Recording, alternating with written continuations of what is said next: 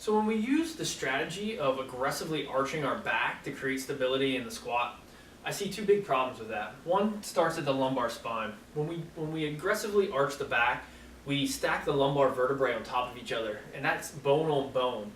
Again, that's an incredibly stable position and will allow you to successfully lift a lot of weight. However, it's going to cost you in the ability to, one, recover, and two, it could potentially lead to injury in the lumbar spine. So as we stack the vertebrae on top of each other, we are going to accumulate excessive stress at the bone level and could potentially cause a stress fracture or stress reaction, or at minimum, you're going to have that constant tight, achy back.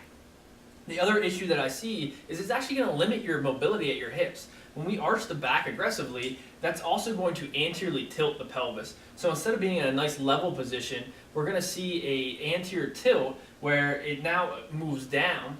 And as we move the pelvis down, we actually change the orientation of the hip socket.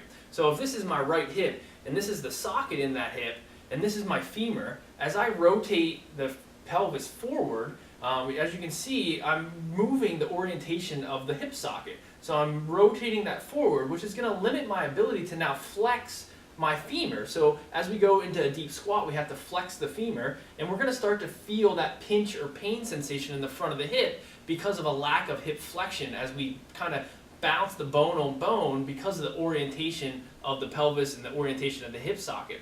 So we're going to limit our mobility and potentially create injury at the anterior hip, as well as injury at the lumbar spine because of this aggressive anterior tilt and hyperlordosis of the spine.